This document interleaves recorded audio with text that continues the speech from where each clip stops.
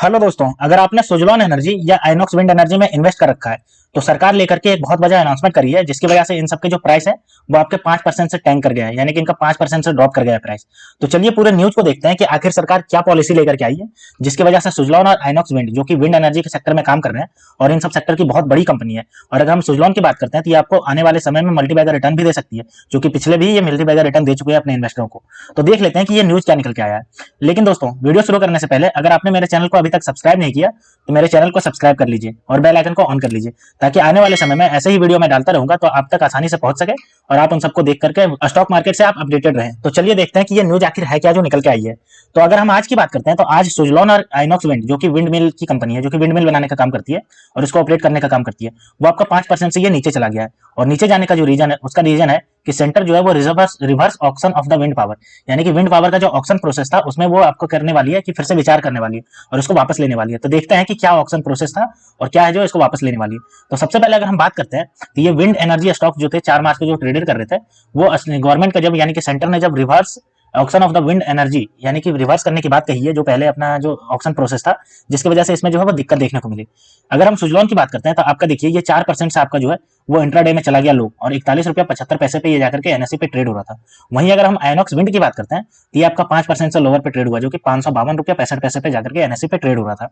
अगर हम बात करते हैं कि मिनिस्ट्री ने क्या कहा है, तो the ministry of new and renewable energy, यानी कि रिन्यूएबल एनर्जी की जो मिनिस्ट्री है वो कंसीडर कर रही है फिर से रिवर्स ऑप्शन को कंसीडर कर रही है फिर से। ठीक है, क्या कर रही है? Bringing it back as a result of under subscription and higher traffic tariff discovered in recent wind weights, यानी कि विंड मिल प्रोजेक्ट बनाने के लिए जो बिडिंग प्रोसेस होता है उसमें देखा जा रहा है कि इसमें जो अंडर सब्सक्रिप्शन हो रहा है, यानी कि जितने भी बिडिंग प्रोसेस हो रहे हैं वो अंडर सब्सक्राइब चले जा रहे हैं और साथ ही इन सबका जो टैरिफ है वो बहुत ज्यादा बढ़ता जा रहा है बिडिंग प्रोसेस में, जिसकी वजह से सेंटर जो है वो कंसर्न जनरेट कर रही है कि अगर हम ऐसे ही अगर करते रहेंगे तो आने वाले समय में विंड एनर्जी का जो टैरिफ रहेगा वो बहुत हाई रहेगा। और विंड एनर्जी का टैरिफ अगर बहुत हाई रहा तो हम रिन्यूएबल एनर्जी में जो अपना चाह रहे हैं कि आने वाले समय में 2030 तक जो हम अपना रिन्यूएबल एनर्जी से हम लोग 50% जो जनरेट करते हैं एनर्जी को, उसको कर नहीं पाएंगे। अगर हम आगे बात करते हैं तो after the sharp decline in the capacity addition and the bidding process was changed to two parts, close bid in the early 2023, giving a new lease of India to the life of the sector. Current move however undesirable for the policy uncertainty, यानी कि ये जो बात कर रही है कि 2023 के शुरुआती में ये लेकर के आई थी 2 पार्ट क्लोज बिड करके लेके आई थी,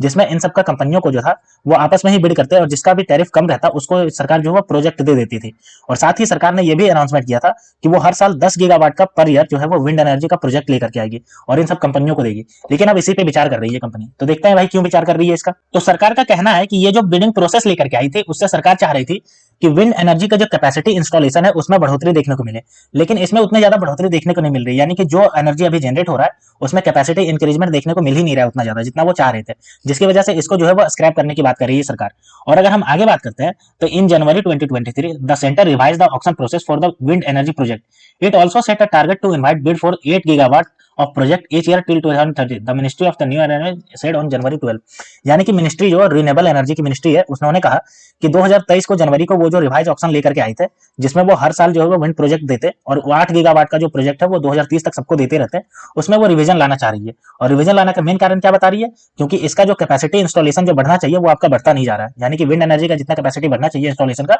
वो बढ़ता नहीं जा रहा है, जिसकी वजह से इसमें जो है सरकार रिवीजन कर रही है। अब चूंकि रिवीजन कर रही है तो इसकी वजह से इसका क्या दिक्कत आने वाली है। While the tariff did come down as a result of the revised auction, it wasn't enough to support capacity installation. Following the implementation of the closed bidding system, tariff began to rise again। यानी कि सरकार जब ये bidding process लेकर के आई तो उस समय टैरिफ जो था वो डाउन हो गया, लेकिन क्योंकि इसका इंस्टॉलेशन कैपेसिटी ही नहीं बढ़ पाया, जिसकी वजह से धीरे धीरे इसका टैरिफ जो है वो फिर से बढ़ने लगा, जिसकी वजह से सरकार जो कह रही है कि ये जो हमने बिडिंग प्रोसेस लेकर के आया था उसको हम स्क्रैप कर रहे हैं, इसलिए उस पर विचार कर रही है। अब चूंकि ये जो बिडिंग प्रोसेस है इस पर विचार कर रही है तो जो ज्यादा इफेक्ट होंगे वो आपका सुजलॉन और आइनॉक्स विंड जो होगा वो ज्यादा इफेक्ट करेगा इसमें। और चूंकि ये दोनों बहुत ज्यादा इफेक्ट करेंगे तो इनका जो शेयर प्राइस होगा, प्रॉफिट मार्जिन होगा, वो बहुत कम होगा, जिसकी वजह से इनमें जो है वो आपको 5% का डाउन देखने को मिला। अब चलिए हम देख लेते हैं कि सुजलॉन का जो है वो क्या है, मार्केट पोजीशन अभी क्या है। तो अगर हम बात करते हैं इसके, तो अभी का जो अगर हम बात करते हैं तो देखिए इसका मार्केट कैप जो है वो 57,743 करोड़ का मार्केट कैप है, जो कि बहुत ज्यादा मार्केट कैप है। वहीं अगर हम आरओसीई की बात करते हैं तो 20.8% का आरओसी है, और इंडस्ट्री पी की बात करते हैं तो आपका 43.4 है, और इसकी इंडस्ट्री पी की बात करते हैं तो 117 इसका इंडस्ट्री पी है।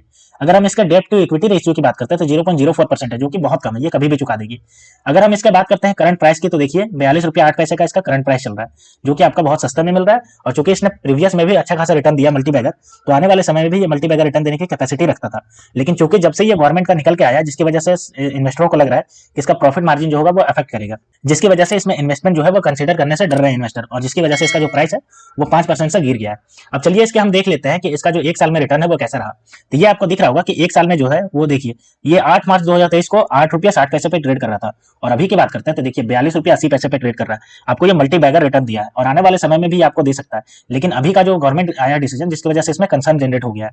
अगर हम बात करते हैं इसके आगे, तो इसके प्रॉफिट एंड लॉस स्टेटमेंट को देखते हैं। तो इसका प्रॉफिट एंड लॉस स्टेटमेंट देखिए, इसके अगर ऑपरेटिंग प्रॉफिट की बात करते हैं तो इसका ऑपरेटिंग प्रॉफिट आपको दिख रहा होगा यहाँ पे। मार्च 2021 में इसका 537 करोड़ का था, वहीं मार्च 2022 में 900 करोड़, मार्च 2023 में 833 करोड़, और ट्रेवलिंग 12 मंथ की बात करते हैं तो 904 करोड़ का इसका प्रॉफिट मार्जिन ऑपरेटिंग प्रॉफिट है। वहीं अगर हम नेट प्रॉफिट की बात करते हैं इसकी, तो देखिए मार्च 2021 में 104 करोड़ का नेट प्रॉफिट, वहीं इसने लॉस बुक किया है मार्च 2022 में 177 करोड़ का। वहीं मार्च 2023 में 2887 करोड़ का प्रॉफिट बुक किया है, और वहीं ट्रेवलिंग 12 मंथ की बात करते हैं तो 726 करोड़ का इसने प्रॉफिट बुक किया है। अब चलिए हम इसके डीआईआई और एफआईआई के शेयर होल्डिंग पैटर्न को देख लेते हैं कि उन्होंने कितना इन्वेस्टमेंट किया है या फिर नहीं किया है। तो ये हमारे पास उसका डेटा आ गया। तो अगर हम शेयर होल्डिंग पैटर्न को देखते हैं एफआईआई के, तो ये देखिए एफआईआई जो है वो मार्च 2023 में इसके पास था 7.64% का स्टेक था। वहीं अभी जो दिसंबर 2023 की बात करते हैं तो 17.83% का स्टेक है, यानी कि 10% से इसने अपना स्टेक बढ़ाया, जो कि पॉजिटिव साइन दे रहा है कि आने वाले समय में ये आपको अच्छा खासा रिटर्न दे सकती है। अगर हम इसके डीआईआई डेटा को देखते हैं तो आपको देखिए मार्च 2023 में 5.55% था, और अभी दिसंबर 2023 में ये 6.16% है, यानी इन्होंने भी 1% से बढ़ाया है, जो कि ये आपको पॉजिटिव साइन दे रहा है कि आने वाले समय में ये आपको अच्छा खासा रिटर्न दे सकती है। इसलिए एफआईआई और डीआईआई दोनों अपना जो है अपना स्टेक बढ़ाए हुए हैं। तो ये जो अभी गवर्नमेंट का जो न्यूज निकल के आया है, उससे आपको उतना डरने की चिंता नहीं करनी पड़ेगी, क्योंकि ये जो न्यूज है वो हल्के फुल्के न्यूज निकल के आते रहता है, जिसकी वजह से इंडस्ट्री की इतनी बड़ी कंपनियों में उतना ज्यादा इफेक्ट करने को नहीं मिलता। ये आपका क्षणिक जो है वो अभी थोड़ी देर के लिए आपका 5% से डाउन हुआ है, लेकिन आने वाले समय में ये आपको अच्छा खासा रिटर्न देगी, जिसकी वजह से आपका एफआईआई और डीआईआई जो है वो अपना इन्वेस्टमेंट को बढ़ाते जा रहे हैं। तो आप इसको भी कंसिडर कर सकते हैं अपने इन्वेस्टमेंट के लिए। अब अगर हम आइनॉक्स विंड की बात करते हैं, तो ये देखिए आइनॉक्स विंड की अगर हम बात करते हैं मार्केट कैप की, तो मार्केट कैप आपका जो है वो 18,014 करोड़ का मार्केट कैप है, जो कि बहुत अच्छा खासा है। लेकिन इसका रिटर्न ऑन कैपिटल एम्प्लॉयड आपका नेगेटिव में है, इसी वजह से इसका जो प्राइस है वो आपका गिरता जा रहा है। अगर हम इसके इंडस्ट्री पी की बात करते हैं तो 43.4 का इसका इंडस्ट्री पी है, और डेप्ट इक्विटी देखिए 1.65 है, यानी कि इसने डेप्ट भी अच्छा खासा ले रखा है, जिसकी वजह से इसका डेप्ट की वजह से इसका प्राइस जो है वो गिरता हुआ है। अगर हम इसके बात करते हैं बुक वैल्यू की, तो 50.6 इसका बुक वैल्यू है। वहीं अगर हम आरओई की बात करते हैं तो ये देखिए नेगेटिव में इसका आरओई है, और यही कारण है कि इसका जो प्राइस है वो आपका नीचे डाउन गिरता जा रहा है। तो अभी के गिरावट में आप इसमें खरीदने को सोच सकते हैं, तो आप इसमें कंसिडर कर सकते हैं, क्योंकि आने वाले समय में हमको पता है और आप सभी को भी पता है कि जो जितने भी रिन्यूएबल एनर्जी के सेक्टर के जितने भी स्टॉक्स हैं वो आने वाले समय में बेटर परफॉर्म करेंगे, और बेटर परफॉर्म करने का मेन रीजन है सरकार का सपोर्ट। सरकार जो है वो 2030 तक 50% जो है अपना एनर्जी के रिक्वायरमेंट रिन्यूएबल एनर्जी पूरा करना चाहती है, और इसी कारणवश ये सब जितने भी स्टॉक्स हैं इन सबका प्राइस में आपको बहुत तेजी देखने को मिलेगा। क्योंकि अभी जो ये कंपनी है वो आपका जो है वो आपका return on capital employed negative है, साथ ही रिटर्न ऑन इक्विटी नेगेटिव है, इसलिए आपको ये सस्ते प्राइस में मिल रहा है। अभी का जो इसका करंट प्राइस है वो आपको 553 रुपया का करंट प्राइस चल रहा है, और ये जो 553 रुपया का करंट प्राइस है वो अभी आपको 18,000 मार्केट कैप की वजह से आपको सस्ता नजर आ रहा है। लेकिन जैसे ही अपना डेप्ट चुकाएगी और अपना जो है प्रॉफिट मार्जिन बढ़ाएगी, तो जिसकी वजह से इसका जो आने वाला समय होगा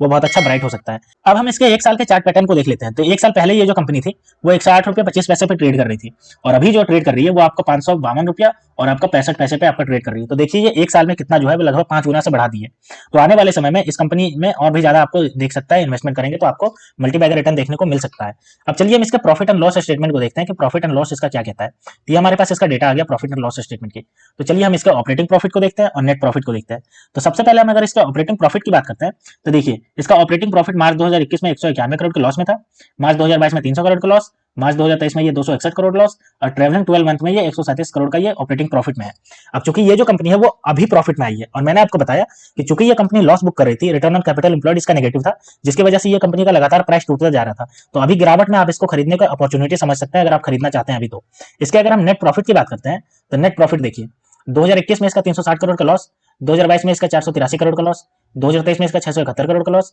और 2000 ये ट्रेवलिंग 12 मंथ की बात करते हैं तो 209 करोड़ का लॉस। अब चूंकि मैंने आपको बताया ये कंपनी अभी लॉस बुक कर रही है, और जैसे जैसे ये कंपनी प्रॉफिट में आएगी, ये आपको जो होगा प्रॉफिट में आने पे इसका जो प्राइस होगा वो लगातार आपको बढ़ता जाएगा, जिसकी वजह से ये आपको अच्छा खासा रिटर्न दे सकती है। अब चलिए कंपनी के शेयर होल्डिंग पैटर्न को देख लेते हैं और समझते हैं कि एफआईआई और डीआईआई जो है वो इसमें स्टेक ले रखे हैं कि नहीं ले रखे हैं, और ले रखे हैं तो बढ़ा रहे हैं कि घटा रहे हैं। तो एफआईआई की बात करते हैं तो देखिए मार्च 2023 में इसका 1.89% का स्टेक था, और दिसंबर 2023 की बात करते हैं तो 9.49% का स्टेक है, जो कि स्ट्रॉन्ग साइन दे रहा है कि आने वाले समय में ये कंपनी बहुत बेहतर करेगी, जिसकी वजह से एफआईआई जो है वो इसमें 8% का अपना स्टेक बढ़ाया है। वहीं अगर हम डीआईआई की बात करते हैं तो डीआईआई के देखिए मार्च 2023 में 0% का स्टेक था और इसने दिसंबर 2023 में 9.8% का स्टेक बढ़ा लिया है। अब हम देख रहे हैं कि एफआईआई और डीआईआई ये दोनों जो है वो मार्केट के सेंटिमेंट को डिसाइड करते हैं, और किसी स्टॉक में अगर इनका जो प्रेजेंस बढ़ता जा रहा है तो जाहिर सी बात है कि आने वाले समय में वो स्टॉक जो होगा वो आपको बहुत अच्छा रिटर्न दे सकता है। तो आप इसको भी कंसिडर कर सकते हैं इन्वेस्टमेंट करने को। और अगर हम बात करें ओवरऑल गवर्नमेंट का जो अभी न्यूज निकल के आ रहा है, तो उसमें अभी कोई दिक्कत नहीं है। ये जो अभी आपका न्यूज निकल के आया जिसकी वजह से जो स्मॉल टाइम जो ट्रेडर होते हैं, इन्वेस्टर होते हैं, वो डर जाते हैं और वो अपना पैसा निकालने लगते हैं। लेकिन जो लॉन्ग टाइम इन्वेस्टर होते हैं वो इसमें और अपॉर्चुनिटी देखते हैं इसमें इन्वेस्टमेंट करने को और अपना इन्वेस्टमेंट बढ़ाते हैं। और हम देख रहे हैं कि एफआईआई और डीआईआई जो है वो अपना इन्वेस्टमेंट अपना बढ़ाते जा रहे हैं, जिसकी वजह से एक बहुत अच्छा इन्वेस्टमेंट करने की अपॉर्चुनिटी है। तो दोस्तों ऐसी ही वीडियो देखने के लिए आप मेरे चैनल को सब्सक्राइब कर लीजिए। तो मिलते हैं दोस्तों नेक्स्ट वीडियो में, तब तक के लिए स्टे ट्यून्ड। Thank you.